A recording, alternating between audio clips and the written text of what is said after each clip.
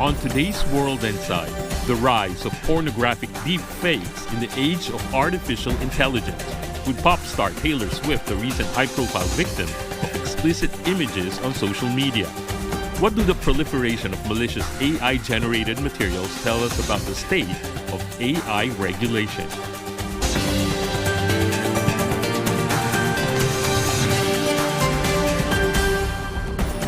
Welcome to World Inside with me, Tian Wei. Fake sexually explicit images of pop star Taylor Swift proliferated on social media last week. On Sunday, X, formerly known as Twitter, has blocked searches of Swift's compromising images, apparently generated by artificial intelligence. It has been reportedly viewed tens of millions of times. Alarmed by deep fake online images, the White House said social media companies bear responsibility in carrying out their own rules to prevent the spread of malicious content.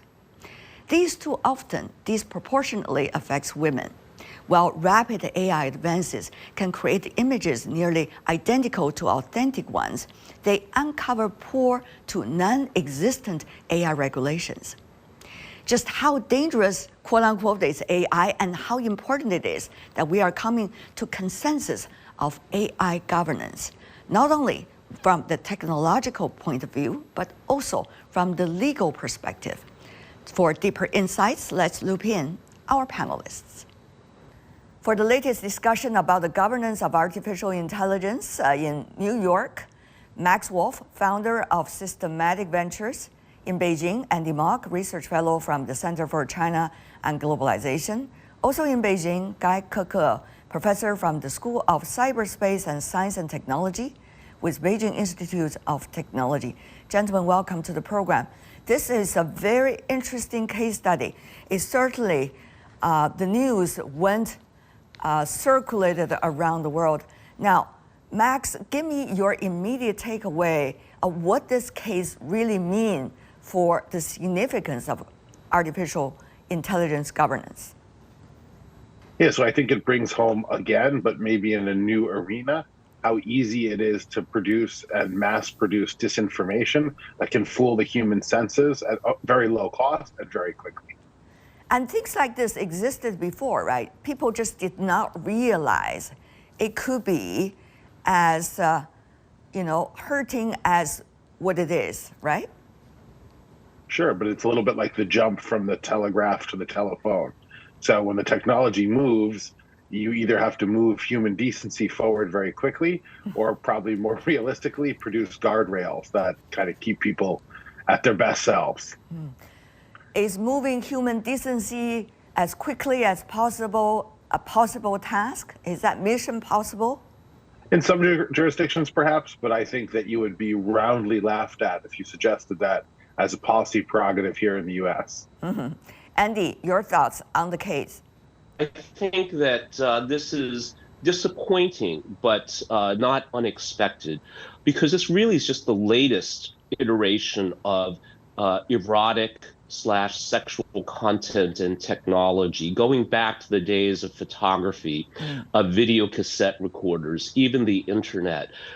This has been a problem. So I see this as the latest manifestation of how technology can be used to create and distribute content that can be sensitive and or offensive. But not yet. It seems that people are coming to consensus as to what is the guardrails as mentioned by Max, right? Absolutely. And I think this is one of the areas where there is almost universal consensus that there needs to be something done. There should be guardrails. Other aspects of AI governance are much more complex, and I think we may end up with different regimes, but this is certainly one area that I think there is common agreement. Keke, your takeaway. This is an incident that make everyone, including governments, pay attention to the issue. Actually, I don't think this is a new issue. But this incident reminds us that having a regulation is very important. Also, we need a technical solution to this issue. Maybe I am not necessarily knowing all the details of the AI technology part, but the governance has already created some interesting debates. What is going to be the area of governance for artificial intelligence, at least on this case, reflected by the deepfake of Taylor Swift? Is it going to be, first of all, about the LLM, which is a large language model, or is it going to be about AGI, or is it going to be about a small proportion of LLM, or about applications of artificial intelligence? Let's go to Max on this. So I think the first level here is going to rekindle an old debate that was never settled, which is we're going to have to be much more sure of who is posting. So identity online is going to have to finally be solved so that at least we know where to begin the story of who's done what with whose intellectual property.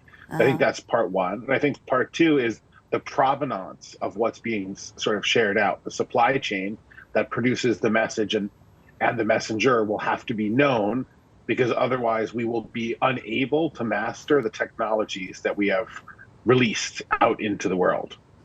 So Max, what we know now, on this case at least, is the deepfake being produced about Taylor Swift, this artist, and it's put on social media, and people have been appalled by exactly what happened. Some assumed it was real. And then the news came out was deepfake, and the artist made clear she is going to sue those responsible. But now, here comes the complex part. This is an ecosystem that we are talking about. From producing it, to put it online, to the search engines, and of course the social media platforms such as X and others, and eventually how it is being used by those who got this information from the social media platforms. So all of this is an ecosystem. Which part of the ecosystem do you see is the key here? So truly, usually you need to begin with whoever cares about sanctions as opposed to whoever's responsible, right? So partly this is a game. So, the artist in question here was embroiled in a political moment with a lot of opposition from one of the two political factions in the US. So we kind of know that this is very purposeful and it probably has substantial support. Yeah. But the truth is there are big networks that want to be trusted and want to broadcast, even though they're not the cause. You need to attack them, because once the images and the stories get out, they're very hard to put the lid on. And so part of the manipulation is put something out, even though you know it will be discredited, because if 1 million people see it, 300,000 will never learn that it was discredited, right? So it's a manipulation. And so I think the folks who want to be respected are the place to start the sanctions, even though they're likely to be the messenger, not the message. So what will be the most important areas in terms of establishing the governance regarding issues related to artificial intelligence? Production part, the circulation part, and the list goes on. Sure, Tianwei. Well, I like Max's analogy of the telegraph to the telephone, but I actually would go further and say this is like the invention of photocopier machines or the Gutenberg press, and that it allows almost anyone to create almost any kind of content. So I think the solution must lie in three areas: political, legal, and technological. So I'll briefly go through this. So put aside the sexual content with Taylor Swift, but the ability to create new kinds of content raises theoretical questions. Who owns your identity? Who has the right to use your identity? Who has the right to benefit from that? We can see different ways of approaching this. For example, we see legal sanctions against the producers of the content, against the distributors, perhaps even the consumers of the content as well. So that's a legal question.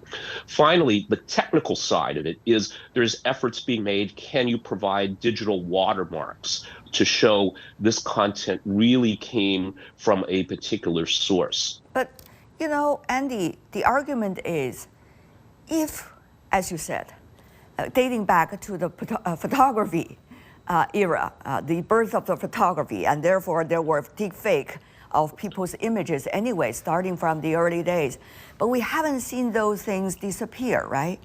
And therefore, how much confidence do we see this time if appropriate measures are being implemented that those phenomena would disappear? But on the other hand, the argument is also whether the regulations used during the days of photography or telephone will be the kinds of regulations that still be appropriate today guarding the use of artificial intelligence. As we know, this is much easier.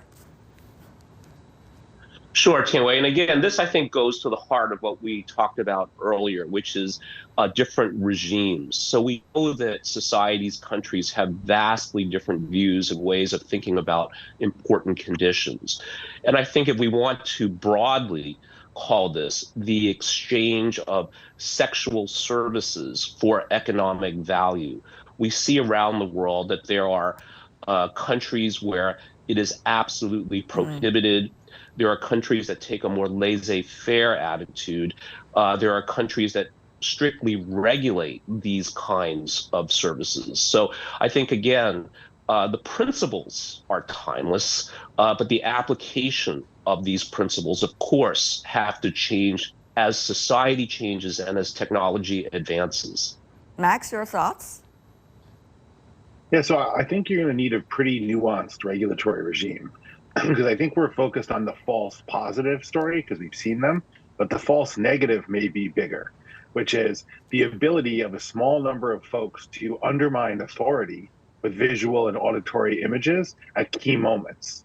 And that's even harder to police, right? So on the eve of a major meeting, a major decision, a public release of sensitive information, an election, it's pretty easy to undermine authorities. And one of the ironies here is we are more dependent and need to trust our authorities more than ever before at the same moment where some of the technology has made it easier to undermine those authorities. And I think a smart regime has to think through the false positive, i.e. allegations of the kind we've seen about content, but also the false negative, because we've also seen governments struggle to push back against false news stories that quickly become underground conspiracy theories that can create massive social damage. But what about the meaning of this story to the other countries when it comes to AI governance? Go to you, Ke. You have been a researcher in China on AI governance. Tell me more about your thoughts on what should be the area to work on in terms of AI to avoid issues like this. Not necessarily the Taylor Swift story, but stories similar to that. There are lots of challenging issues to be solved from the perspective of technology. In fact, we need technical tool set to support the law and regulation systems, including like AI security, AI safety, and the trust. For example, I think one of the key issues in this is that we need to identify the ownership of the model. But now the research is still at the very beginning stage. In this case, So you mean the user of the apps and also the producer of the apps? Exactly, like Okay. who has the right to use this app? If we do not have the solution for everyone, it's really hard for us to track the users. So that's why it's very easy for attackers to use this kind of apps to do some bad things. So this is in the AI security, one of the issues.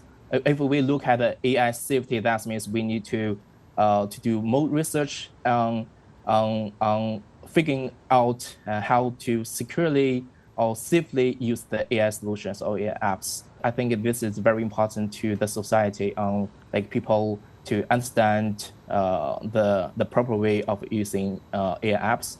Also, we need to address the trust. We need to establish a trustful environment or trustful context. Like you mentioned, the ecosystem, we need to have very healthy ecosystem to develop the AI apps.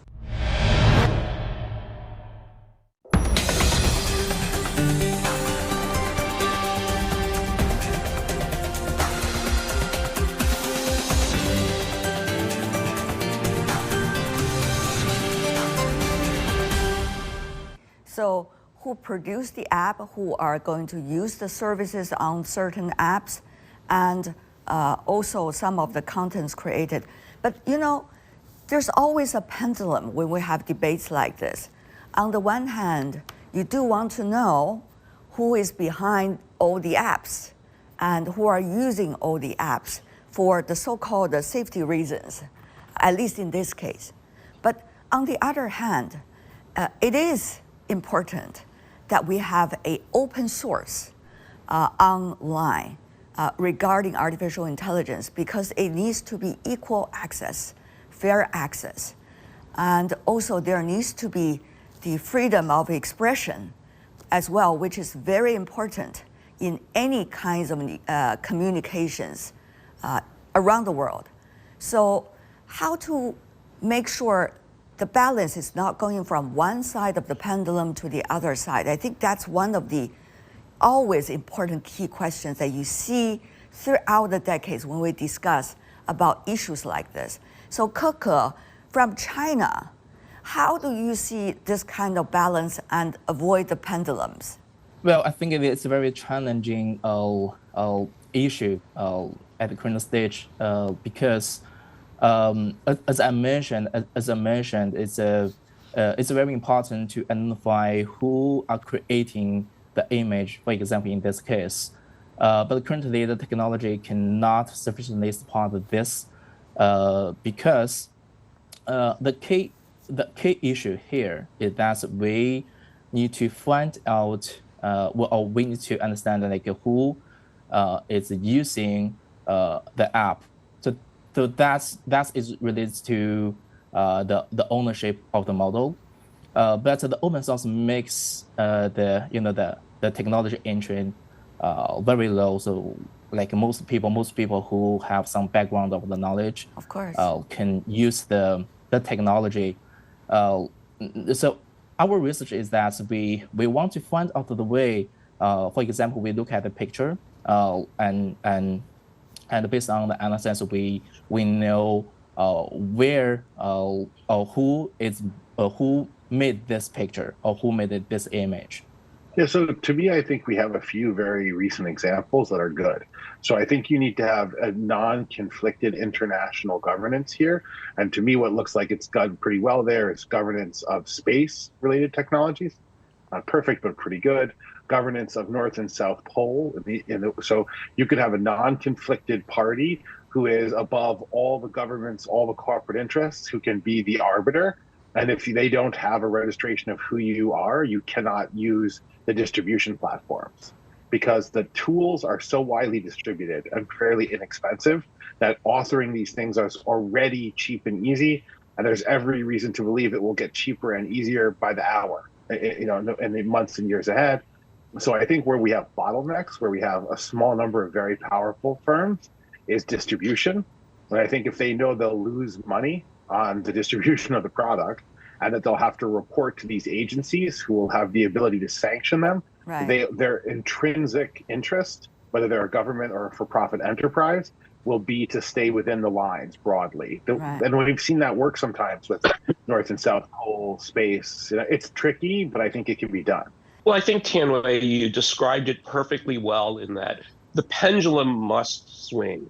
The key idea is how do we modulate the extremes? And I think that political structure is vital.